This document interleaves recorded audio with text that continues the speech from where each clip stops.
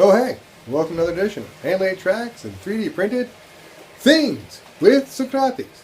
Today we're looking at a star topper for a Christmas tree. It's got a one-piece hinge in the sides, printed in place, but more than that, the top actually does barely squeeze out of here, so you can change it with a different color, so you can print it apart or in one piece. These are printed in one piece.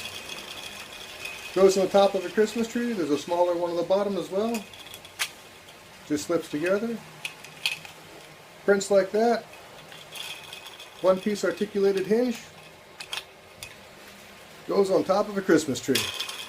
Part of the Colts decorations contest for Christmas. You can get a free STL, print it yourself, and make it with multiple colors, multiple looks, and you can change it to make it how you want it yourself. Kind of happy with that. One piece hinge. It's got little tiny bumps on the end and little tiny holes in the bottom, and it fits together. And excuse me, I'm going to get that phone call.